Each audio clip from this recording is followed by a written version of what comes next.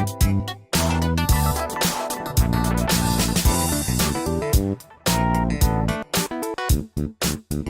let me ask you, do you feel a lot of wrist pain when you do exercises that have you on your hands, such as planks or push-ups? Well, then this video is going to be great for you. My name's Gretchen McCarthy and I'm a certified Pilates instructor. Today I'm going to go over the reasons of why you might be feeling wrist pain and what you can do about it. Be sure to stick around to the end where I give you a free pocket workout of my top exercises to help you with your wrist alignment. So let's get started. So let's talk wrists.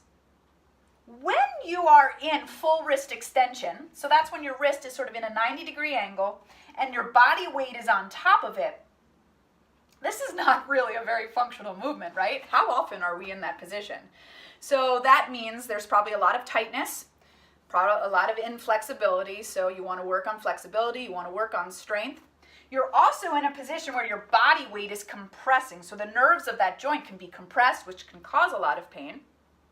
And also, a lot of us in this position are really not in proper alignment, so we're not using the surrounding muscles to help balance out what's going on there. So that's what I want to go over with today. I want to go over proper alignment of the body when you're in that position, plus I'm going to give you a few modifications that you can do so you can feel successful in this position, because it's still an important position to work so you can build the strength in your body.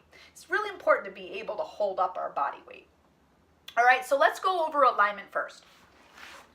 On your hands and knees, you want to get your knees directly underneath your hips, and you want to get your wrists right underneath your shoulders. In this position, you want to be careful that you're not locking out your elbows. It's really important to keep a soft elbow so that you can engage your bicep muscle. If you're just locking out, then you're just putting more compression on joints. So if you can bend your elbows, engage your bicep muscles a little bit. You want to angle your elbow to the back of the room. Notice when you angle your elbow to the back of the room, what happens? Your shoulders pull down into placement. When they go out to the sides, your shoulders start to lift. So if you can pull your shoulders down, angle your elbows to the back of the room with a soft bend, you're going to notice some muscles up here working, okay?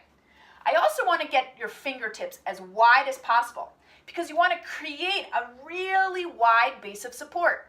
The more narrow your hands are, the less room you have and more pressure goes into the wrists. So if you can get those fingertips wide, if you can get them straight as well, you're going to even out pressure on the hand. If your fingers are bent and you have like a small base of support, it puts all the weight into the palm, which puts all the pressure on the wrist. So let's just do that for a second. Get your fingertips wide, get them super straight. Get your elbows bent to the back of the room, pull your shoulders down. Notice the difference of what's going on when you do that, right? There's probably a lot of awkward feeling for you because you're not used to this position, but do you feel the wrist as much? Probably not. Now you want to make sure that the thumbs are directly under your armpits, because I sort of see this a lot, kind of back too far. You want to keep the thumbs right underneath the armpits, all right? Then draw your ribs in, draw your belly in up towards your spine, and just focus in this position. Try to create more distance between your chest and the floor without straightening your elbows. So what do you have to do to that? Pull your chest up and notice what it does. It sort of widens your upper back, okay? That's what I want to see when you're on your hands. And you can just sort of practice by putting yourself in this position. And then if you want, you can start to practice by bending the elbows a little bit and then coming up, straightening them without locking them out. Down, up. And you might start to feel more muscles in your body working. Your core, your back, your arms, okay? Now, if this doesn't help and you still need more help alleviating pressure, here's something you can do. You can roll your mat back.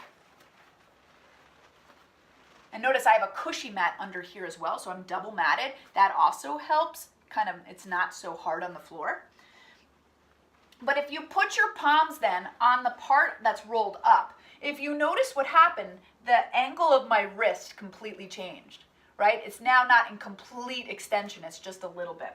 So that will help alleviate as well. And you can notice what happens. Sometimes it's very much easier to be part of those muscles when you're not in full wrist extension, because again, that's about inflexibility. So the more that you can work it, you can probably build yourself one day to this position. You can now focus on the pelvis. So if we're doing a plank position where you're on your toes, if you keep your ribs up, you keep your belly up, you can keep your pelvis neutral. So notice my pelvis, my hip bones right here are parallel with the floor, all right? What I see a lot happening is this, where you're sort of tilting the pelvis, and look at my low back. I've got that arch in my back. Or this happens where you're in flexion, where you're putting actually more pressure on your wrist in this position. You want to keep a nice neutral pelvis and spine, and if that's too difficult to do, you drop down to your knees. But notice when I drop down to my knees, my pelvis hasn't changed. It hasn't changed angles doing that. All right, I stay neutral. So if I were to bend and lift, my pelvis really stays the same level. All right, so keeping that neutral pelvis and engaging the abdominals will help alleviate pressure onto the wrist joint.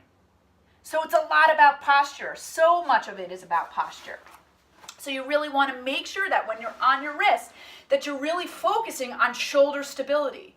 You're focusing on arms working, on neutral spine, on your abdominals being pulled in, okay? So I have some really great exercises for you to do in the attached PDF below. If you just click on the link, you'll get an instant download. But these exercises will help you start to develop the strength that you need in those postural muscles. So you'll have exercises that help build the shoulders. You'll have exercises that help keep you in neutral. And we also have some great sort of flexibility stuff. We also have some great exercises to help you with your wrist flexibility. So hopefully this video helped you a little bit in when you're in this position.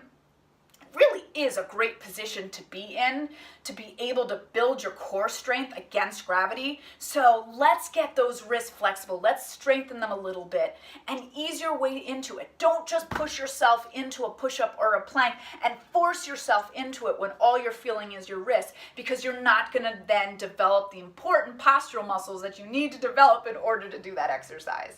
Okay? So thanks so much for watching. Again, make sure that you download that free PDF for you. I made it for you to help you build those wrists up. And thanks so much for watching. I'll see you next week with another video.